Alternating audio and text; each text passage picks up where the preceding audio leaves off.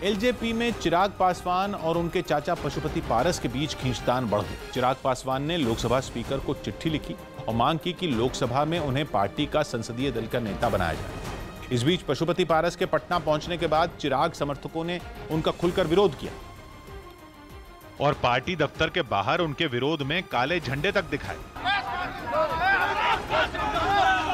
इस दौरान उनकी पुलिस से झड़प तक हो गई, क्योंकि पुलिस ने जब उन्हें वहां से हटाने की कोशिश की तो वो जिद पर अड़ गए कि वो वहां से नहीं जाएंगे,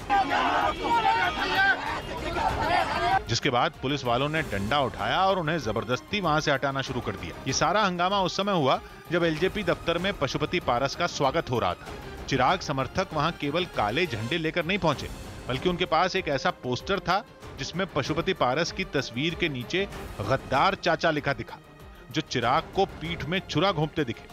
क्योंकि चिराग पासवान के समर्थकों ने आरोप लगाया कि उनके चाचा ने उन्हें धोखे में रखा और रातों रात संसदीय दल के नेता बन गए।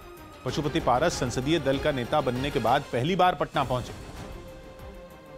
जहां एयरपोर्ट पर उनके समर्थकों ने उनका ढोल नगाड़ों और फूलों के साथ स्वागत किया। लेकिन जैसे ही वो पार्टी दफ्तर पहुंचे, उनके भतीजे के समर्थकों ने उनका विरोध करना शुरू कर दिया। इन लोगों की चलती तो वो अंदर घुसकर विरोध करते, लेकिन पुलिस ने उन्हें रोक दिया। यही नहीं, बात और आगे न बढ़े इसलिए पुलिस वाले इन लोगों को खींच कर वहां से ले गए।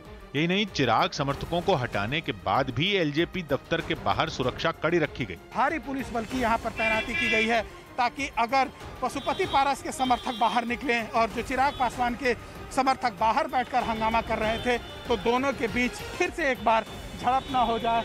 इससे पहले पशुपति पारस के स्वागत के लिए पार्टी दफ्तर के बाहर बड़े बड़े पोस्टर लगाए गए। लेकिन इस बीच ये पूरा विवाद शुरू होने के बाद चिराग पासवान ने पहली बार अपनी चुप्पी तोड़ी। उन्होंने एक प्रेस कॉन्फ्रेंस की जिसमें उन्होंने अपने चाचा के हर आरोप का गिन कर जवाब दिया। उनके घर के बाहर सुरक्षा बढ़ा दी गई और दिल्ली पुलिस के जवान उनके घर के बाहर तैनात कर दिए गए।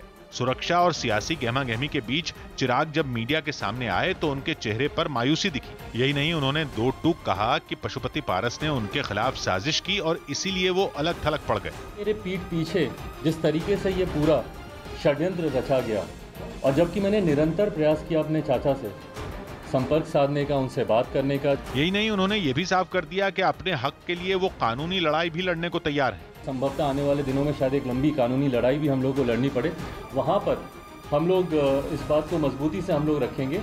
चिराग पासवान ने अपनी चुप्पी तोड़ी तो उनके चाचा पशुपति पारस भी पीछे नहीं रहे और उन्होंने चिराग पासवान को खरी खरी सुना दी। बहुमत हमारे पक्ष में है, चिराग पासवान जी के पक्ष में बहुमत नहीं है, वो बहुमत हो चुके हैं।